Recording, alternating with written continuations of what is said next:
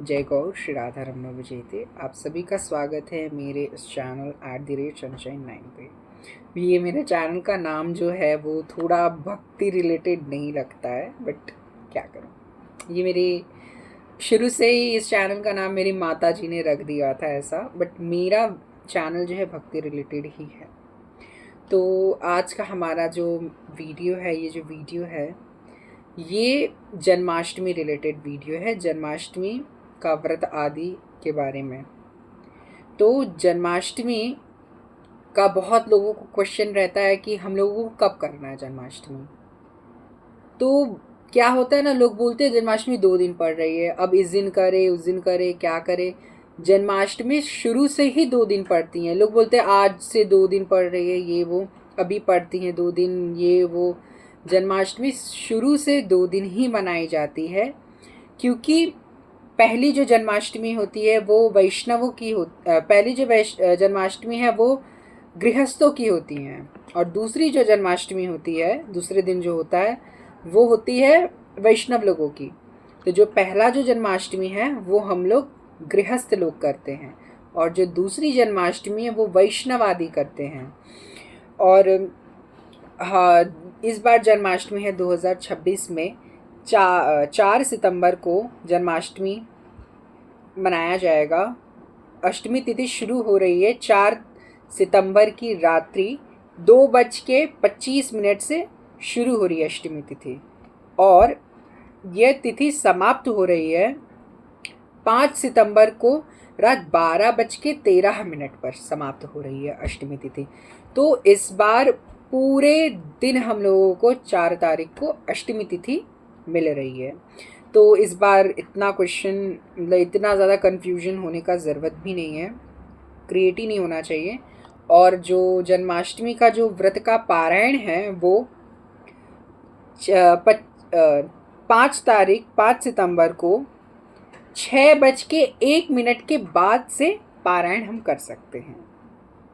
तो जन्माष्टमी का व्रत तो सबको ही करना चाहिए। अब ये क्वेश्चन तो ख़त्म हो गया होगा आपका कि किस दिन मनाना है। हमें 4 सितंबर की रात्रि, यानी 4 सितंबर को सुबह से शुरू हो रहा है वो, तो जो उसकी रात्रि होगी हमें उसमें मनाना है।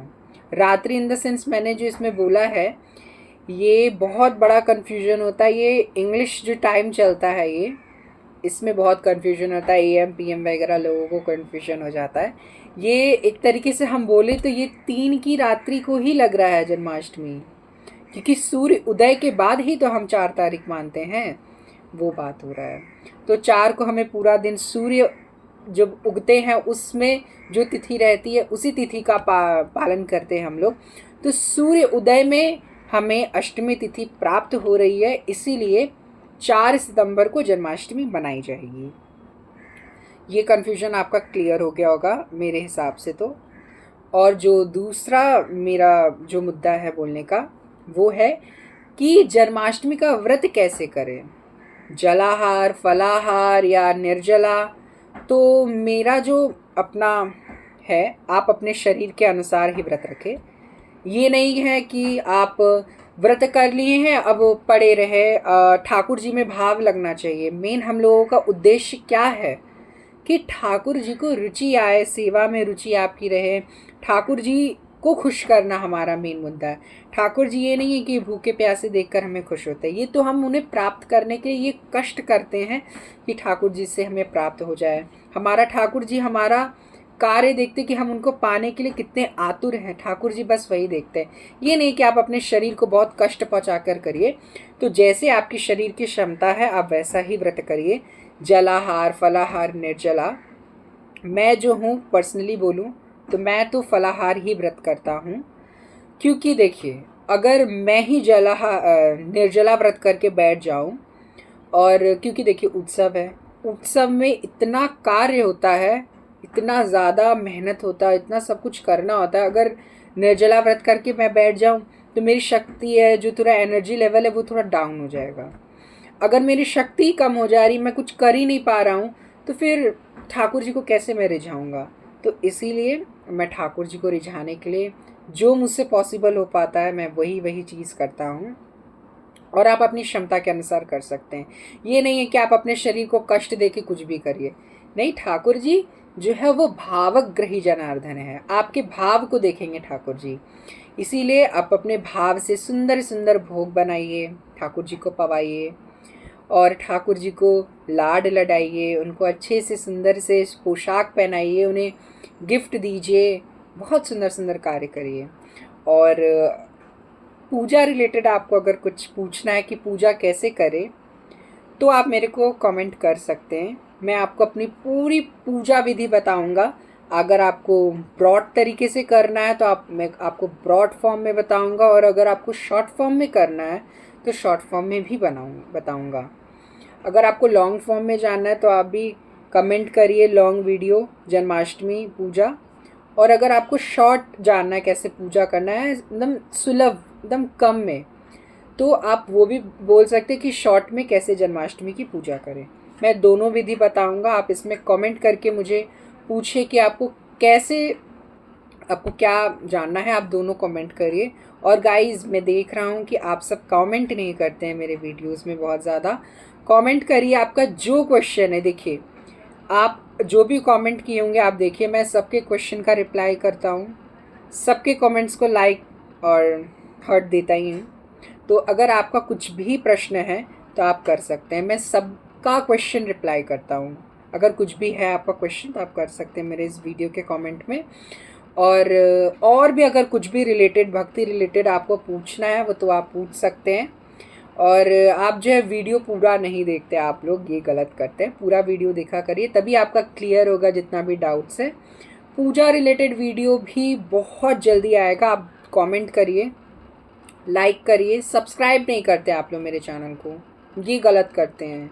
राधा रमन लाल सब देख रहे हैं, ऐसे करेंगे ना तो राधा रमन लाल गुस्सा हो जाएंगे। हम जाके शिकायत कर देंगे राधा रमन लाल से कि देखो लाल जी, ये लोग कमेंट भी नहीं करते हैं, वे सब्सक्राइब भी नहीं करते, लाइक भी नहीं करते हैं।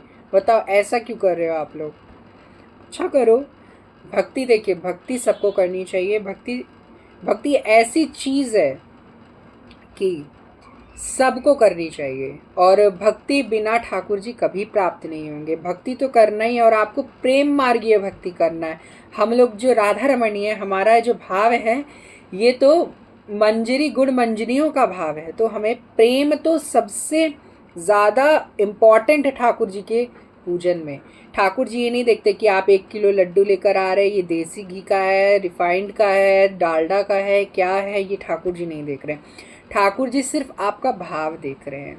और मेरे को थोड़ा एक चीज़ थोड़ा सा और आहत पहुंचाता है कि अगर ठाकुर जी को हम कुछ भोग लगाते हैं ना, तो मार्केट से लाकर सब चीज़ लगाते हैं ना, अच्छी बात है, बट मेरा जो भाव है मार्केट से लाके कुछ ज़्यादा नहीं लगाना चाहिए। अगर आप लगा रहे हैं, आपकी इतनी क्षमता नहीं है, आप नहीं बना पा रहे, आपकी शरीर इतना नहीं दे रहा है कि आप उतना बना पा रहे हैं, या कोई प्रॉब्लम है, तब आप लगा सकते हैं। बट मेरा जो मेन भाव है कि ठाकुर जी क्या है, वो तो भावग्रही जनार्दन है ना।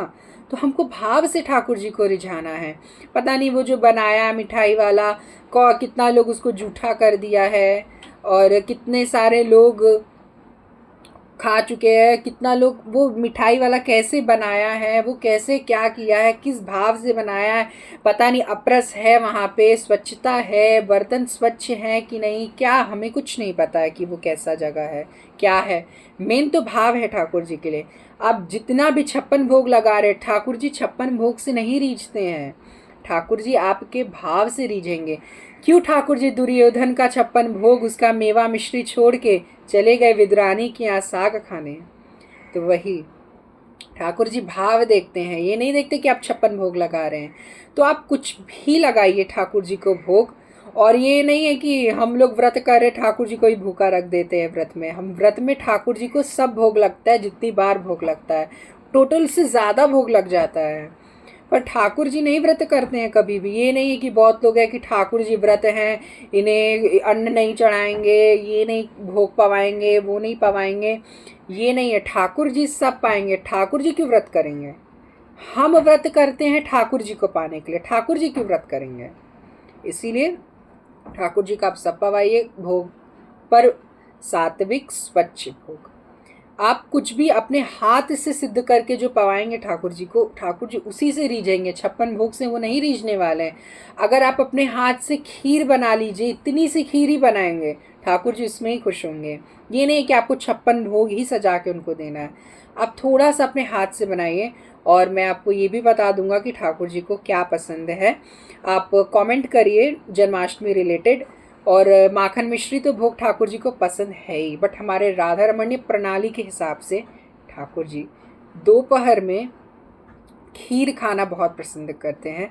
खीर का भोग लगता है दोपहर के भोग में, खीर का भोग अत्यंत इम्पॉर्टेंट होता है। और रात्रि के भोग में कचौड़ी ठाकुर जी खाते हैं, कचौड़ी का भोग लगता है ठाकुर जी को, आप कचौड़ी का भोग लगाइए। मेन ये स्पेशल ये दो चीज़ रखिए, दोपहर के भोग में और रात के भोग में ये दो चीज़ आप रखिए, ठाकुर जी को अत्यंत प्रिय है। तो मेरी आशा है कि आप सभी को ये वीडियो अच्छा लगा होगा। तो लाइक शेयर सब्सक्राइब करिए, अपने फ्रेंड्स फैमिली के साथ शेयर करिए, उन लोगों का भी कन्फ्यूजन डाउट दूर करिए। और मेरे वीडियोस को लाइक करिए और सब्सक्राइब करिए। और आपका कुछ भी क्वेश्चंस है तो आप कमेंट करिए। और जन्माष्टमी वीडियो आप कमेंट करिए, लॉन्ग शॉर्ट आपको जैसे भी देखना है, मैं सब रिप्लाई करूँगा, सब वीडियोस बनाऊँगा। आपको बस रिप्लाई करना है, आपको कमेंट करना है, जो आपको पसंद है हम बनाएंगे। और तब तक के लिए जय गौर, श्री राधा रमण विजयते। तो मुझे क्षमा कर दीजिएगा अगर कुछ भी भूल चूक हुआ होगा मुझसे, क्योंकि मेरा वीडियो में कोई भी स्क्रिप्ट मैं नहीं लिखता हूँ, मुझे नहीं पसंद है। ठाकुर जी को जो बुलवाना होगा वो ठीक बुलवा लेंगे, मेरा ये भाव रहता है। ये नहीं कि हम स्क्रिप्ट बना के रख लिए, 10 बार प्रैक्टिस कर लिए स्क्रिप्ट, ऐसा नहीं कुछ होता मेरे वीडियोस में। मेरे वीडियोस में जो मेरे अंदर के जो राधा रमण है, मेरे जो हृदय मंदिर में जो राधा रमण लाल बैठे हैं, वो जो मुझसे भाव निकलवाते हैं, जो उनको बुलवाना होता है, जो उनको अपने भक्तों में प्रचार करना होता है, वो ठीक बुलवा लेते हैं राधा रमण लाल। तो मैं मोस्टली नहीं प्रेफर करता हूँ स्क्रिप्ट। मेरे को अभी तक तो लगता है, अभी तक जितना भी वीडियोस है मेरे चैनल में कोई भी स्क्रिप्टेड नहीं है। जो ठाकुर जी भाव देते रहते हैं वैसा वीडियो बनते रहता है। तो अगर कुछ भी भूल त्रुटि, कुछ भी गलत हो गया हो तो क्षमा कर दीजिएगा मुझसे। ये राधा रमण लाल का जो भी भाव था उन्होंने बुलवा लिया है। तो राधे राधे, जय गौर। तो बाय, राधे राधे।